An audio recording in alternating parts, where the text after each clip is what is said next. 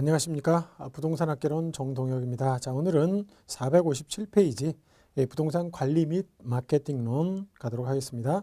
자, 관리하고 마케팅론은 각각 한 문제씩 두 문제가 출제가 되는 것이에요. 그래서 개발, 관리, 마케팅론 이렇게 하면 개발론에서 한 문제나 두 문제, 그리고 관리론 하나, 마케팅론 하나 이렇게 각각 배당이 돼 있는 그렇게 이제 보시면 되겠고요. 자, 여기서 관리에서는 주로 뭐가 나오냐? 그러면 관리의 의의나 관리의 필요성 이런 것들이 나오는 게 아니라 주로 관리의 분류 이쪽에서 이제 출제가 되는 것이죠. 그래서 자, 일단 관리 쪽에서는 부동산 관리는요. 첫 번째 개념 부동산 관리의 개념은 거기에 이제 첫 번째 나와 있죠. 유지 보존하고 그 성질을 변화시키지 않는 범위 내에서 경제적 유용성을 증대시키는 그런 개량 활동을 얘기한다. 그 정도 돼 있고요. 그것은 그냥 관리 그렇게 보시면 되고요. 이거의 필요성은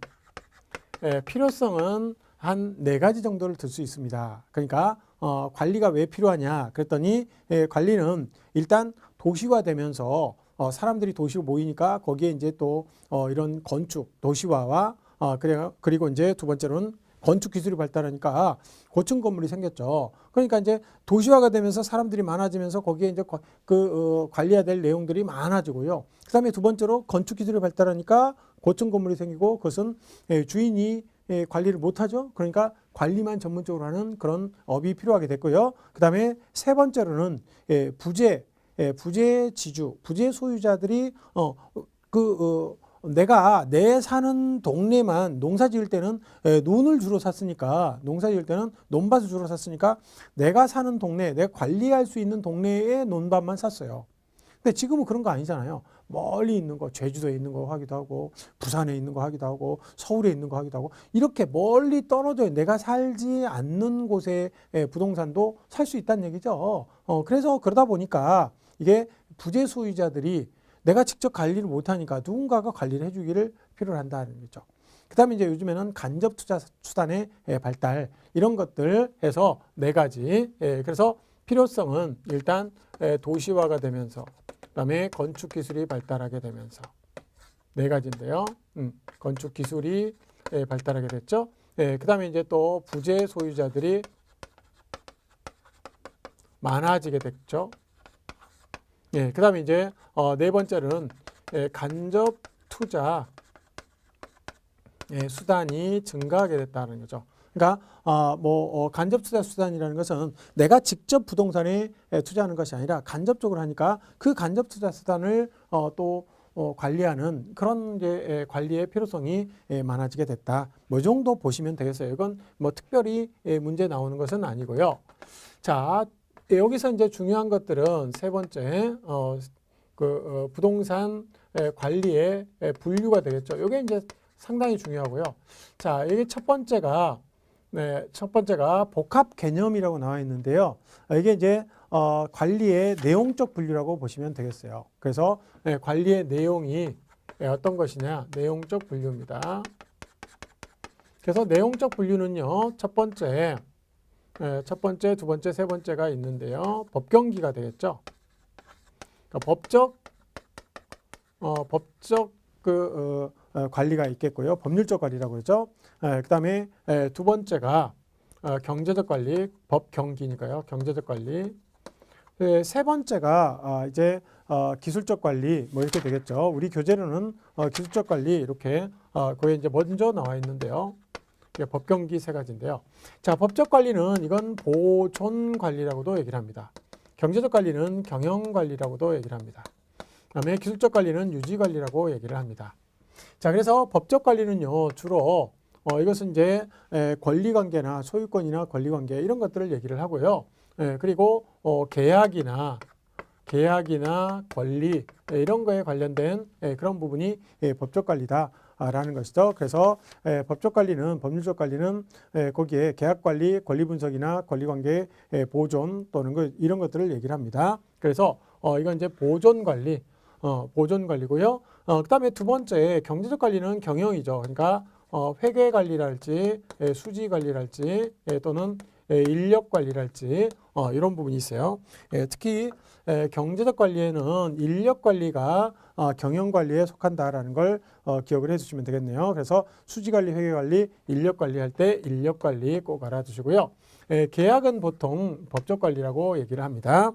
자, 그리고 기술적 관리는 유지 관리를 얘기를 하는데요. 유지 관리는 여기 이제 토지 쪽과 토지 쪽의 유지 관리와 건물 쪽의 유지 관리가 조금 구별이 되죠. 그래서 이제 토지 쪽에서는 기술적으로 물리적으로 하는 것은 요거 이제 경계나 측량, 경계를 측량해서 경계를 확정하고요. 그다음에 사도화되는 거 방지하는 거. 그러니까 토지가 사도화되는 걸 방지를 해야 되겠죠. 뭐 이런 것들이 여기에 속하게 되겠고요. 건물 관리는 건물을 기술적으로 관리한다. 그러면 위생 관리, 설비, 설비의 운전이나 보수, 그다음에 보안 관리, 그다음에 보전 관리, 유지 보존하는 거죠. 그래서 여기서는 보전과 보존이 좀 틀리다라는. 보존은 소유권 보존 등기하는 거죠. 그러니까 애초에 처음부터 만드는 것을 보존이라고 그러고요. 이건 이제 있는 것을 유지 보존하는 거죠. 그래서 이제 보안 보전, 위생 설비, 보안 보전 네 가지를 얘기를 하게 되겠어요. 그래서 이렇게 이제 정리를 하시면 되겠고요. 그래서 기술적 관리 458페이지 거기에 부동산 관리의 세부 내용이 쭉 나와 있습니다. 그래서 한번 꼭 읽어보시기 바랍니다. 기술적 관리는 위생설비 보안 보전인데 관리나 기능적 하자를 예방하고 또 경계를 확정하기 위한 경계 측량을 실시하고 그다음에 안전성 진단 및 조치를 하고 그다음에 보수나 보수하고 부대시설을 보수하고 관리하는 거 이런 것들을 얘기하고요. 그다음에 경제적 관리는 인력 관리가 포함된 수지 회계 관리 이런 것들을 얘기를 하고요. 법률적 관리는 계약이나 관리 조정 분석 이런 것들을 한다. 이렇게 이제 정리를 하시면 되겠네요. 자, 그게 내용적 분류가 되겠고요. 자, 두 번째로는 이제 내용적 분류 말고요. 영역별 분류라고 있습니다. 영역. 자, 영역별 분류는요. 요게 첫 번째 영역이다. 그러면 요게 시설 관리가 있고요. 시설 관리, 그다음에 부동산 관리, 그리고 자산 관리 이렇게 세 가지 영역으로 나눌 수 있어요. 자, 시설 관리고 그다음에 두 번째 요건 이제 부동산 관리라고도 얘기를 하고요. 부동산 관리 또는 재산 관리라고도 얘기를 하고요. 또 건물 및 임대차 관리라고도 얘기를 해요. 그래서 459페이지 제일 마지막 줄 보시면 거기에 괄호 2번에 재산 관리가 나와 있죠. 그리고 거기에 마지막 줄에 이 재산 관리는 부동산 관리 또는 건물 및 임대차 관리라고도 얘기를 합니다. 자, 세 번째 자산 관리가 있어요. 그래서 자산 관리 이렇게 나오는데요. 자, 이때 우리가 시설 관리는 뭐라고 하냐면 보통 영어로 FM이라고 얘기합니다. Facility Management, 시설 관리 이렇게 얘기하고요. 부동산 관리다 그러면 Property Management에서 PM이라고 얘기하고요. 자산 관리다 그러면 Asset Management에서 AM 이렇게 얘기를 합니다. 자, 여기서 시설 관리다라고 얘기하면 시설 관리는 그냥 유지 관리라고 보셔도 돼요. 유지 관리. 그러니까 여기서 얘기하는 기술적 관리하고 거의 개념이 같다라는 것이죠. 그래서 우리 교재로 보면 460페이지에 정리가 돼 있죠. 그래서 시설 관리 그러면 Facility Management 해서요. 이거는 이제 소극적인 관리다. 가장 소극적인 관리입니다. 소극적 관리다라는 그 협의의 좁은 의미의 관리가 되고요. 이거는 설비의 운전이나 설비의 운전 보수, 그러니까 운전을 해주거나 아니면 보수, 어디 고장나면 고쳐주고 이런 거 보수죠. 그 다음에 에너지 관리, 청소 관리, 방제 방범 관리, 보안, 또 외주 관리 이런 것들이 시설 관리가 되겠죠. 그러니까 청소, 전기, 에너지, 방제 방범 등등을 시설 관리, 그러니까 유지 관리가 되겠죠. 자, 그 다음에 부동산 관리다. 그러면 요거는 이제 건물 및 임대차 관리니까요. 건물 관리하고 플러스 임대차 관리예요.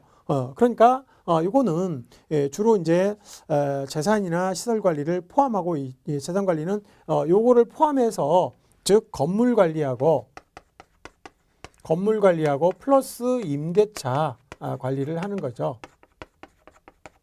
그래서 당연히 건물 관리에서 나오는 수익 목표를 수립하고 그다음에 연간 예산을 수립하고 지출 계획을 수립하고 또 비용을 통제하고 이런 것들이 건물 관리가 되겠고요. 그다음에 임차인을 선정하고 또 임대료를 수납하고 이런 것들이 여기에 속하게 되겠죠. 그래서 요거를 시설 관리를 포함하고요. 그 다음에 자산관리는 이 둘을 포함한다라는 거죠. 그러니까 범위로 보면 그렇다 이런 얘기예요. 그러니까 FM이 이렇게 있으면 FM보다는 PM이 훨씬 크고요. 그 다음에 PM보다는 AM이 가장 포괄적인 관리다. 이렇게 이제 정리를 하시면 되겠어요. AM은 자산관리예요.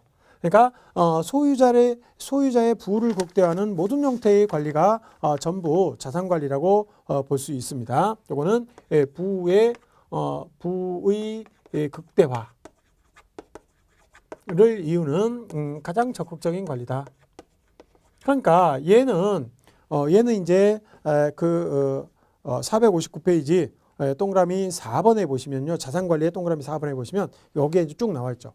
포트폴리오 관리, 투자 리스크 관리, 그 다음에 매입과 매각을 관리하는 거, 리모델링, 재투자 관리하는 거, 그 다음에 PF 이런 것들이 다 여기에 해당되는 것이다라는 거죠. 그래서 이제 예를 들어서 포트폴리오 관리랄지, 포트폴리오 관리, 그 다음에 재투자 관리, 그 다음에 리스크 관리, 또 매입이나 매각 관리,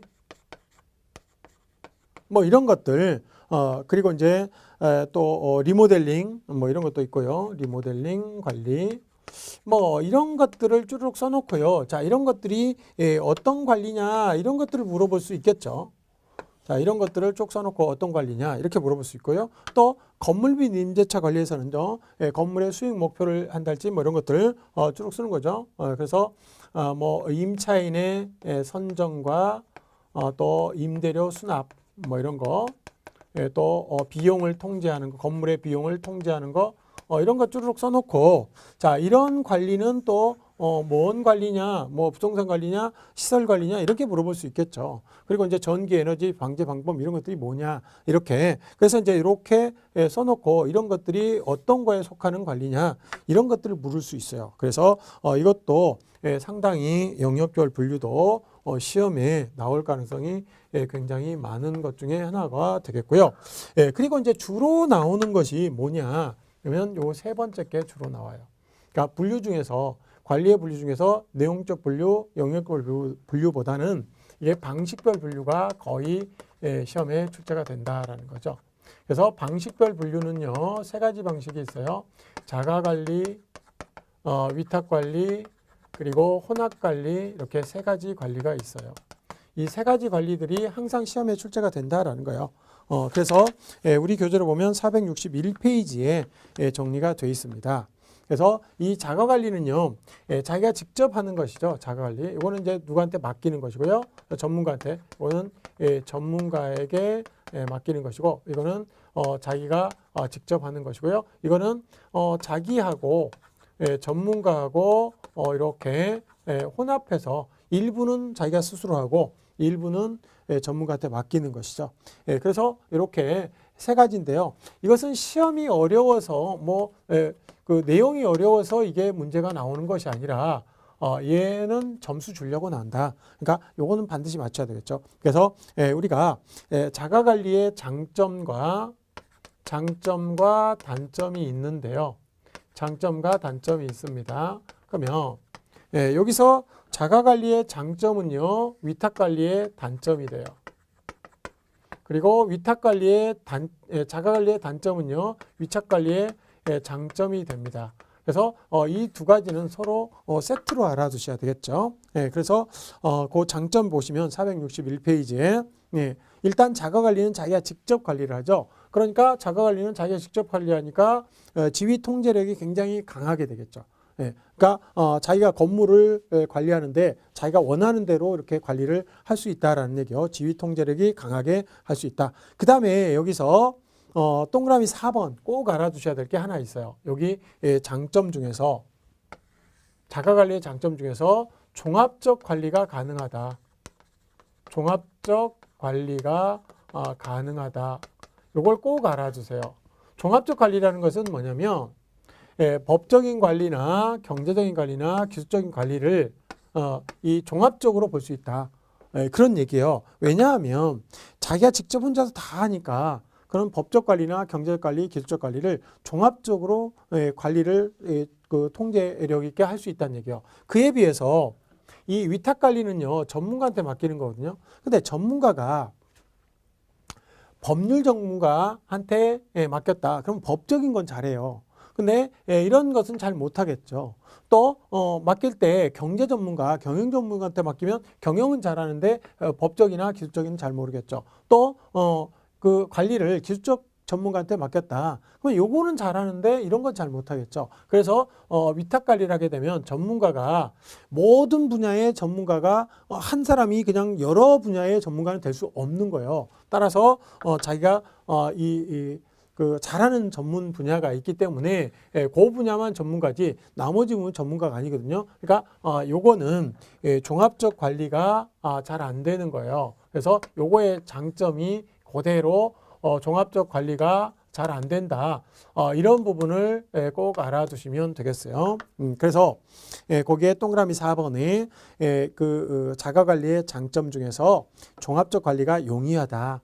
그런 부분을 반드시 알아두시고요. 요거는 이제 여러분들이 나머지는 상식적으로 돼요. 근데 종합적 관리가 왜 자가관리가 장점이 되느냐, 이거 잘 안 되는 거거든요. 그래서 그 부분을 설명드렸고요.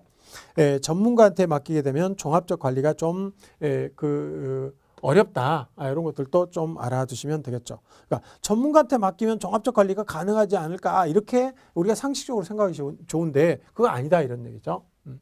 그리고 이제 나머지 부분들은 뭐 기밀 유지, 보안 관리 이런 것들은 당연히 자기가 직접 관리하면 그게 잘 되겠죠. 그런데 이제 문제는 자기가 직접 관리했을 때는 관리를 하게 됐을 때 이런 일이 벌어지면 이렇게 하는 거야 라는 이제 타성화가 생기게 되죠. 무사안일하게.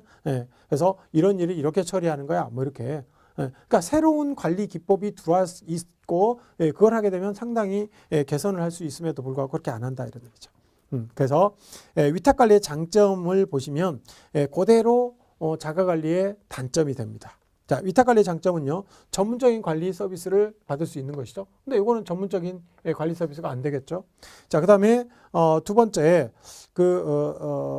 전문성을 통해서 시설의 노후화 및 뭐 이런 것들을 최소화시키고 효율적 관리가 가능하겠죠. 근데 이건 잘 안 되죠.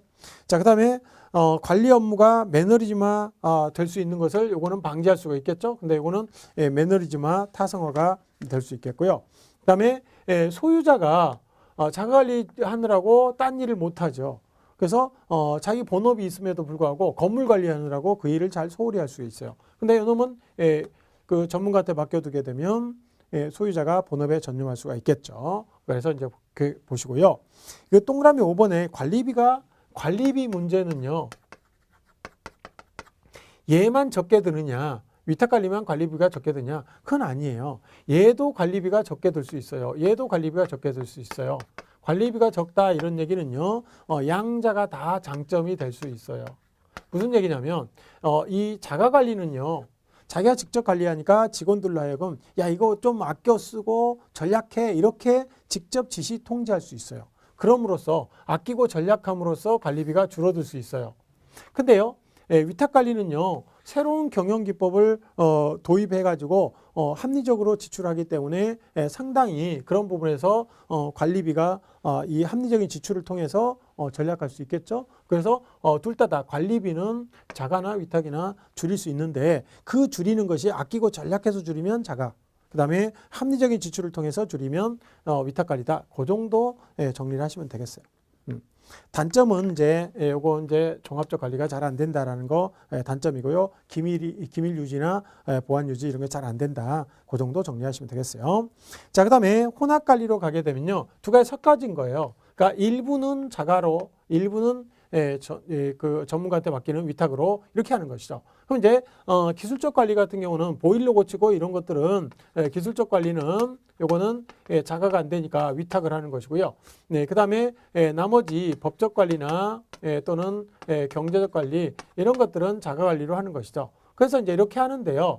자, 자가관리와 위탁관리의 장점만을 따려고 이렇게 했지만 사실은 잘못되면 책임 소재가 불분명하다. 그러니까 혼합관리는요. 이거 하나밖에 안 나와요. 책임 소재가 불분명하다. 그러니까 문장이 나오면 요거만 이제 문제로 출제가 됩니다. 책임 소재 불분명, 혼합관리는.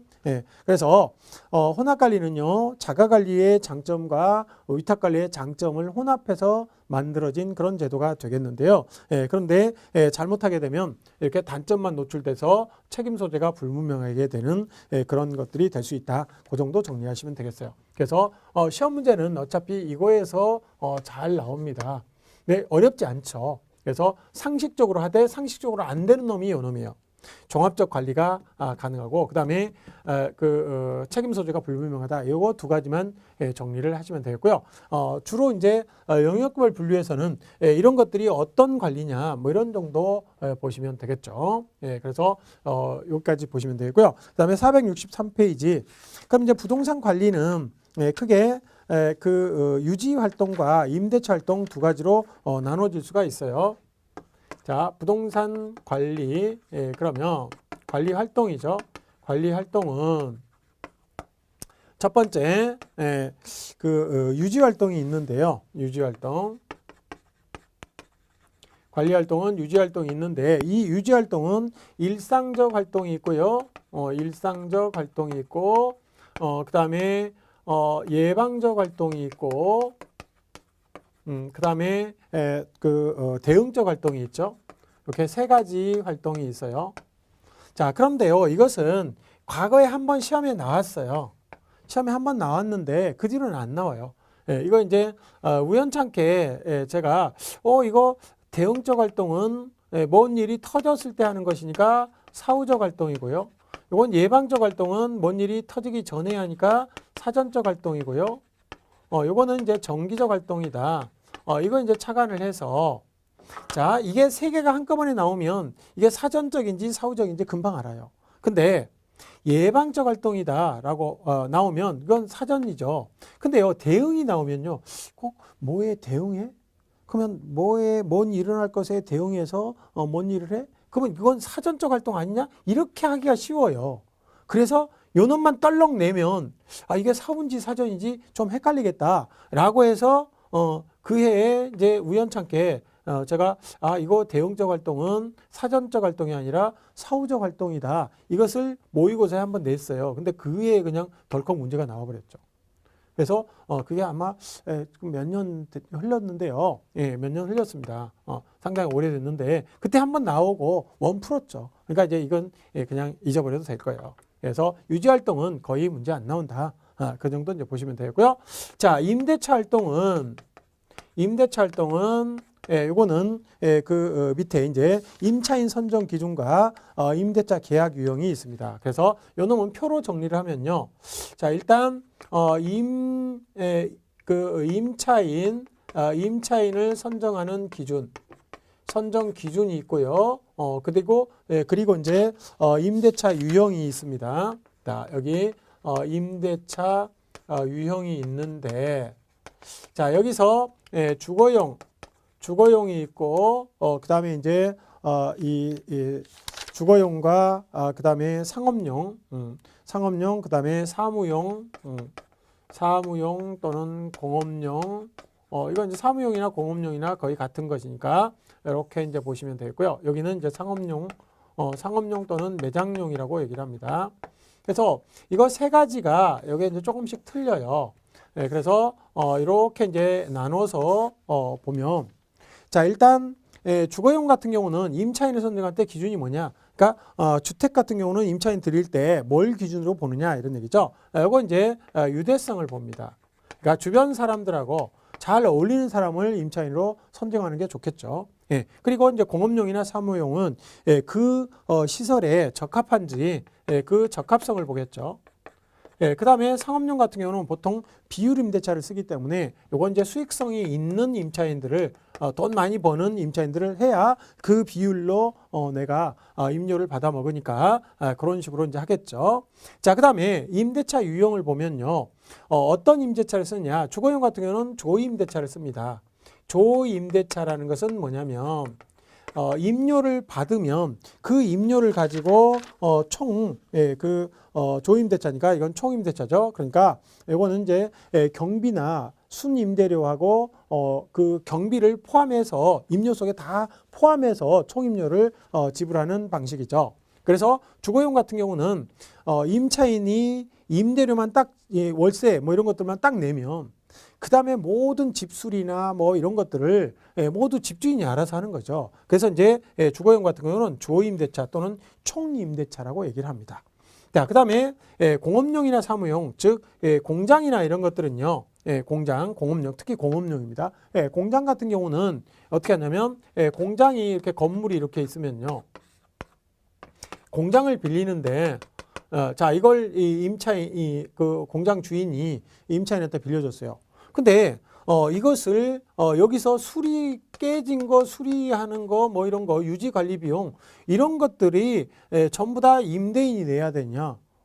그럼 좀 문제가 생기는 거예요. 무슨 얘기냐면 자, 예를 들어서 이 공장에서 기계들이 이렇게 있어요. 기계들이 있는데요. 이 기계들이 정밀 기계다. 엄청나게 값이 많이 나가요.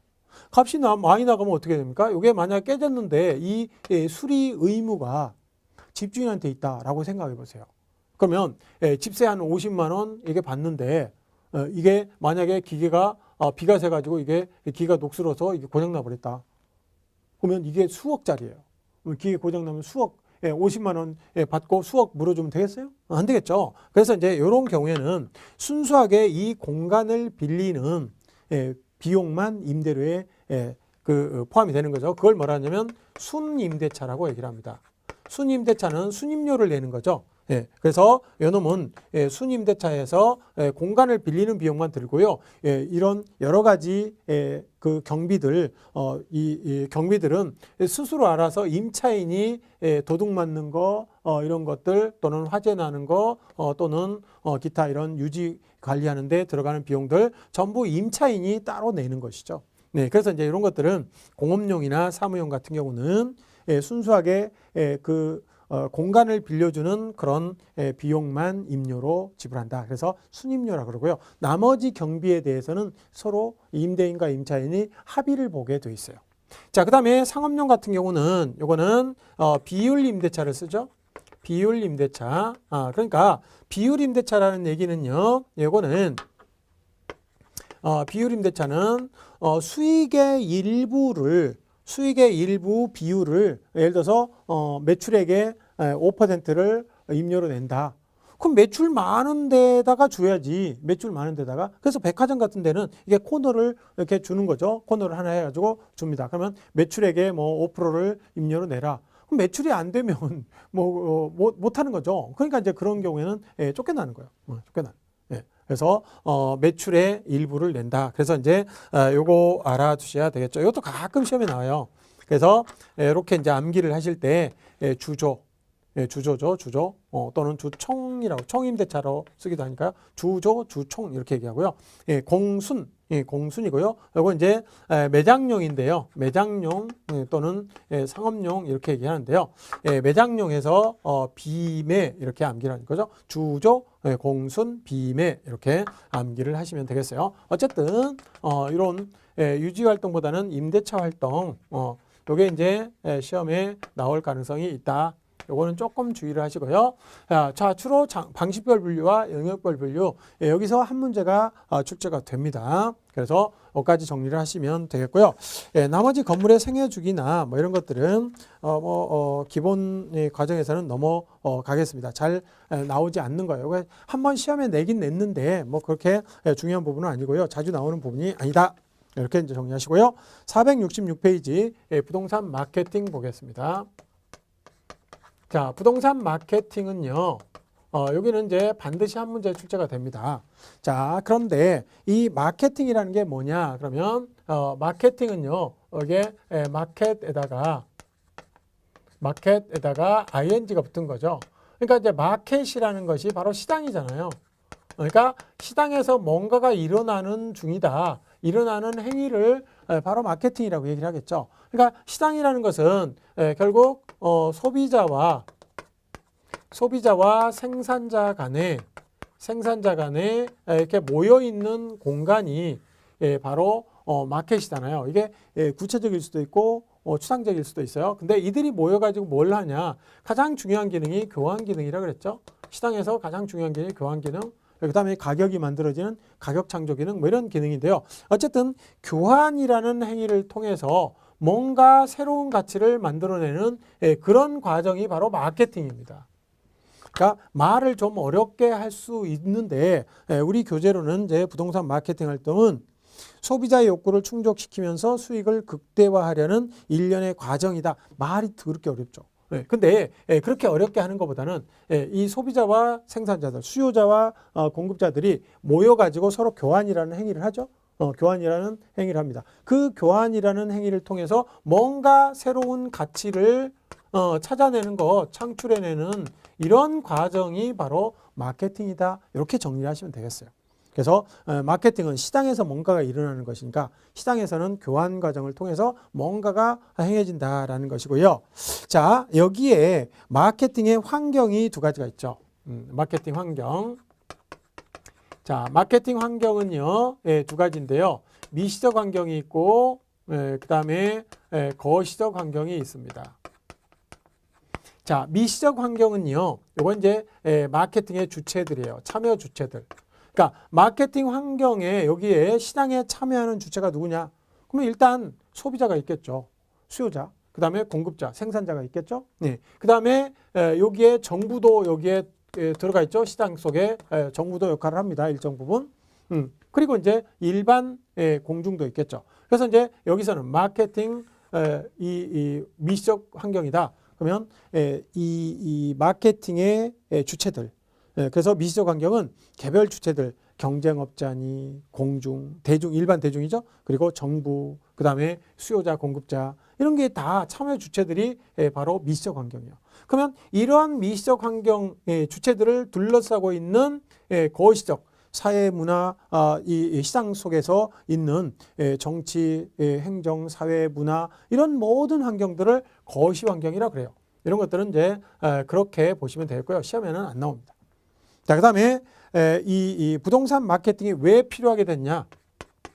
마케팅의 필요성 왜 강조하게 됐냐? 그럼 이제 그 마케팅의 필요성이 과거에는 공급자들이 이런 제품만 만들어내면 바로바로 이거 앵기면 샀다 이런 얘기요. 근데 요즘에는 안 그렇더라 이런 얘기죠. 그래서 과거에는 공급자들이 야 이거 좋은 물건이야 이거 만들었으니까 한번 써봐 그러면 다 썼다 이런 얘기요. 근데 지금은 그렇지 않죠. 지금은 내가 봐서 나한테 필요 없는 것이면 아무리 좋아도 안 산다.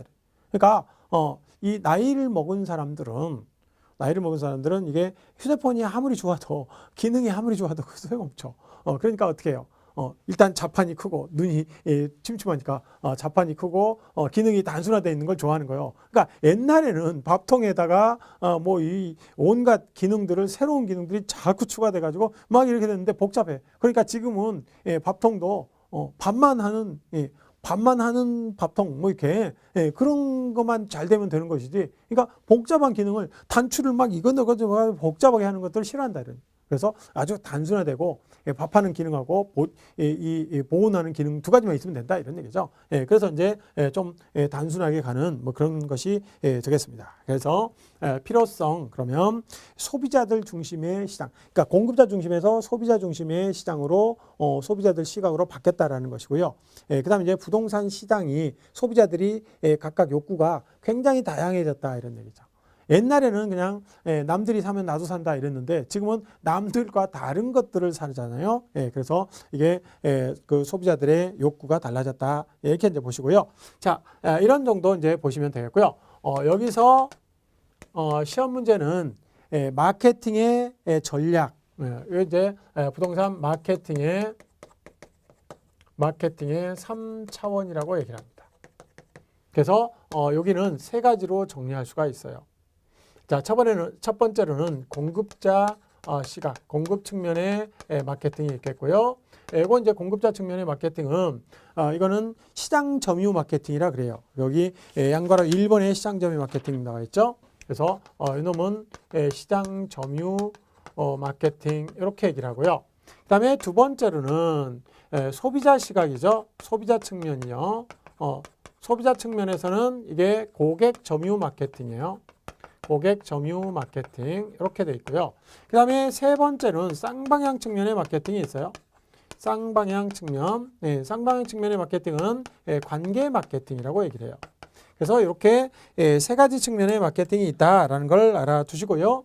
자, 이 공급 측면의 마케팅이 맨 처음에 원래 공급자 시각이죠. 그래서 공급 측면의 마케팅에서 지금은 이제 소비자 측면의 마케팅으로 많이 바뀌었고요. 그 다음에 쌍방향 측면의 마케팅으로 그 점차 발전을 하게 됐다라는 거죠. 그러면 시장 점유 마케팅이라는 것은 뭐냐면 공급자적인 시각이에요. 그러니까 공급자적인 시각은 뭐예요? 좋은 제품을 많이 팔아서 자, 첫 번째 원가를 절감을 해서 그 다음에 두 번째 원가를 절감하고 기술 혁신을 통해서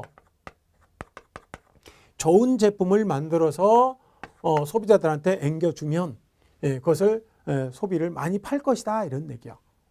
근데 이거는 네 생각이지. 그렇죠. 소비자들은 그런 거 아니에요. 고객 점유 마케팅은요, 그런 측면이 아니죠. 어떻게 하면 이게 원가를 절감해서, 그러니까 좋은 제품을 기술 혁신해서 좋은 제품을 만들고, 그 다음에 원가를 절감해서 싸게, 좋은 제품을 싸게 앵기면 무조건 사느냐? 안 산다 이런 얘기. 뭐냐? 고객들을, 이거 이제 고객들이 만족을 해야 사는 것이다. 또는 만족을 넘어서 고객 감동을 해야 사는 것이다 이런 얘기죠. 그러니까 고객들이 마음에 들어야 자기가 필요해야 사는 것이지 아무리 좋은 물건을 값싸게 준다 그래도 절대 나한테는 필요가 없으면 안 산더라 이런 얘기죠. 그래서 이렇게 되는 것이고요. 이 시장 점유 마케팅의 전략이 두 가지가 있어요. 하나는 STP 전략이고요. 또 하나는 4P 믹스 전략이라고 얘기를 합니다. 이건 이제 마케팅 믹스라고 그래요. 마케팅 믹스 전략이고요. 그 다음에 고객 점유 마케팅에서는 여기는 아이다 전략이 있어요. 아이다 전략 여기 있고요. 그 다음에 관계 마케팅에서는 전략이 브랜드 마케팅, 브랜드 전략이 있고요. 그 다음에 브랜드 전략은 CI 전략이라고도 얘기를 합니다. 그래서 이렇게 이제 정리를 하는데요. 자, 여기서 관계 마케팅은요. 처음에는 공급자 측면의 마케팅이었고요. 그 다음에는 소비자 측면의 마케팅이에요. 그리고 이제 그것들을 좀 더 넘어오니까 이게 이 둘은 한번 팔 때까지만 잘 꼬드겨 갖고 파는 거죠. 그러니까 요거는 싼 제품, 그러니까 좋은 제품을 싸게 해주는 거. 요거는 고객들을 어떻게 꼬드겨 가지고 팔아 제끼고 그 다음에 몰라라 이런 얘기죠. 그러니까 안 되겠더라 이런 얘기죠. 그래서 요거는 일회성 관계가 아닌 지속적인 관계를 유지할 필요가 있더라라는 거죠. 그래서 충성 고객을 만드는 단골 고객을 만드는 지속적인 관계 유지를 위해서 충성 고객을 만드는 그런 전략이 필요하더라. 그러니까 이 소비자와 공급자의 관계는 일회성 관계가 아니더라라는 거죠. 일회성 관계가 아닌 지속적인 관계를 이 중점으로 두고요. 충성 고객, 단골 고객을 만드는 게 이게 목표입니다. 그래서 이제 기업 이미지를 어떻게 하면 좋게 만들 것인가. 그래서 이제 그런 브랜드 전략이나 CI 전략이 필요한 것이죠. 그래서 여기서는 이렇게 각각의 시장 점유 마케팅, 고객 점유 마케팅, 관계 마케팅의 개념도 나올 수 있고요. 개념. 첫 번째는 개념이 이렇게 이제 각각의 개념들이 문제로 나올 수 있다라는 것이죠. 자, 두 번째로는 각각의 전략들이 이게 이제 전략들이 자, 시장 점유 마케팅의 전략은 STP 전략과 4P 믹스 전략 두 가지가 있고요. 그다음에 고객 점유 마케팅에서는 요거에 아이다 전략이 있고요. 관계 마케팅에서는 브랜드 전략, CI 전략이 있어요. 그래서 각각의 전략들이 어떻게 연결되는지 그런 부분들이 출제가 될 수 있어요. 그리고 이제 마지막으로 STP 전략은요. STP라는 것이 STP 약자입니다. 그래서 S는 세그멘테이션이라 그래가지고 우리 교재로 거기에 467페이지에 STP 전략에서 시장 세분화라는 부분이 나오죠. 세그멘테이션이요. 그때 세그멘테이션 할 때 이게 이제 세그멘테이션 이렇게 이제 세그멘테이션이라고 얘기를 하는데요. 이때 세그라는 얘기는 이게 쪼갠다는 소리예요. 세그라는 소리는 세그는 쪼갠다. 그래서 세그멘테이션은요 쪼개는 거예요. 그러니까 시장을 이렇게 의류 시장이 있다. 그러면 의류 시장을 한꺼번에 통째로 하나의 시장으로 보는 게 아니라 그걸 쪼개가지고 남성복과 여성복으로 이렇게 쪼개져요. 그래서 남성복을 타겟으로 할 것인지 여성복을 시장으로 타겟으로 할 것인지 그렇게 쪼개는 거죠. 그래서 자꾸 쪼개는 것을 시장 세분화라 그래요. 이건 이제 시장 세분화 이렇게 얘기합니다. 네, 그래서 여기서는 이제 시험 문제가 뭐가 나오냐? 시장 세분화의 개념이 나와요. 시장 세분화의 개념은요. 이거는 반드시 나오는 단어가 있어요. 시장 세분화를 설명할 때 고객 특성 또는 고객 특성별로 시장을 쪼갠다. 이 고객 특성이란 말이 되게 중요해요. 고객 특성. 그러니까 남자면 남자, 여자면 여자, 또는 10대면 10대, 20대면 20대 이런 식으로 고객 특성이 있겠죠. 그 특성별로 시장을 쪼개는 것을 우리가 시장 세분화 이렇게 얘기를 합니다. 그러니까 항상 시장 세분화가 나오면 이게 고객 특성이 나오면 이놈은 시장 세분화다. 이렇게 딱 구별을 할 수 있어야 돼요. 자, 두 번째로는 타겟팅이에요. 타겟팅은 목표 시장을 선정하는 거죠. 선택하는 거예요. 그래서 여기서 이제 시장이 이렇게 쪼개졌죠. 자, 이렇게 시장이 있으면 이게 의류 시장이다. 그러면 남성복과 여성복 시장으로 쪼갰잖아요. 그럼 이제 이 시장 중에서 우리는 남성복에 들어갈 것이냐, 여성복에 들어갈 것이냐, 이렇게 쪼개진 시장에서 그 시장을 하나를 선택하는 거예요. 이게 바로 타겟팅이에요. 그러니까 요거는 시장을 세분된 시장 중 하나를 선택한다. 이런 이제 표현이 들어가면 타겟팅이에요. 타겟. 그러니까 우리가 어디다가 화살을 쏴야 될지 그걸 쪼갠다. 여성복도 다시 쪼개진 거죠. 캐주얼과 정장 이렇게 쪼개지고요. 정장에서도 뭐 이 캐리어 우먼을 위한 것인지 아니면 일상복인지 뭐 이런 것들도 쪼개지는 거죠. 그래서 이제 이렇게 자꾸 쪼개는 거예요. 이렇게. 그럼 이제 시장이 이렇게 쪼개지면 이렇게 그 중에서 우리가 들어가야 될 시장을 하나를 이렇게 선택을 하는 거죠. 그런 다음에 이제 마지막 세 번째 나오는 것이 포지셔닝 전략입니다. 포지셔닝이라는 것이 위치잖아요. 그래서 우리가 들어갈 시장을 이렇게 딱 보니까 요 시장을 이제 좀 확대를 시켜보면 이렇게 시장이 있어요. 근데 요 시장은 여성복 시장으로서 정장 시장이고 캐리어 우먼을 위한 그런 시장이다. 라고 하면 여기에 이제 우리가 의류를 가지고 들어가려고 하는데요. 자, 먼저 보니까 이미 요 시장에 자리를 잡고 있는 놈들이 이렇게 브랜드가 두 개가 있더라 이런 얘기죠. 1등과 2등 브랜드가 있어요. 우리가 들어가면 이제 세 번째 들어가는 거죠. 그래서 우리가 이렇게 들어가려고 하는데 이때 이제 우리의 위치는 세 번째 들어가니까 3등이잖아요. 근데 그 3등으로서 우리가 만족할 것인지 아니면 우리가 1등하고 경쟁을 할 것인지 아니면 2등하고 경쟁할 것인지 이런 것들을 위치를 찾는 거예요. 그래서 그것을 포지셔닝이라고 그러고요. 이것은 서로 경쟁 전략이 되겠어요. 그러니까 이 세분된 시장에서 우리가 들어가는 것이니까 경쟁 전략이고요. 그 다음에 이들과는 우리가 뭐가 다른지 차별화 전략이라고 그러죠. 이런 것들 경쟁이나 차별화 이런 단어가 나오면 무조건 포지셔닝 전략입니다. 그래서 여기까지 정리를 하시면 되겠고요. 그러니까 이런 단어가 나오면 포지셔닝 전략, 이런 단어가 나오면 이 세분화 전략, 그리고 세분된 시장 중에서 하나를 선택하는 것은 타겟팅이다. 이렇게 정리하시면 되겠죠.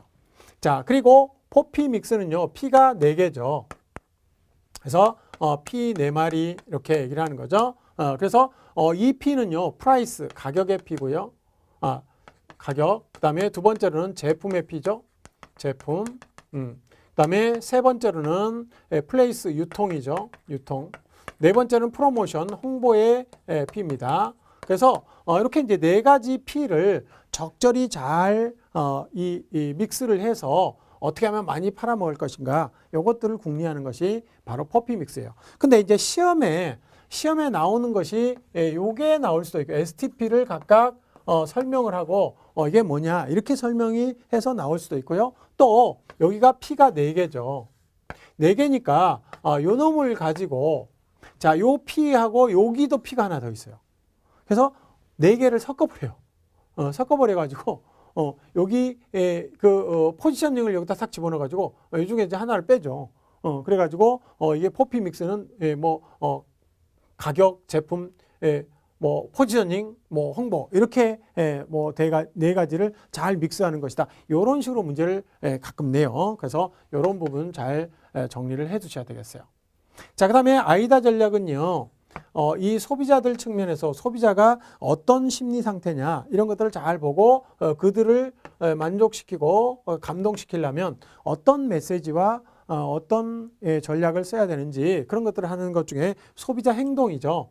그래서 소비자 행동에 관한 그런 전략이 바로 아이다 전략이죠. 그러니까 소비자가 이 A 단계다. 그러면 이것은 주의 단계라고 얘기하면 어텐션, 주의 단계. 주의 단계에서는 그러니까 한번 눈길만 쓱 줬을 뿐인데 점원이 와가지고, 그러니까 우리가 매장에 가서 뭐 한번 뭐 둘러볼 게 없나 이렇게 갔는데 점원이 와가지고 이것도 좋고 저것도 좋고 이렇게 하면 부담이 돼서 그냥 나와버리죠. 그래서 이제 주의 단계에서는 그냥 놔둔다. 그러니까 메시지를 그냥 관심을 두지 않고요. 좀 부드럽게 가는 것이고요.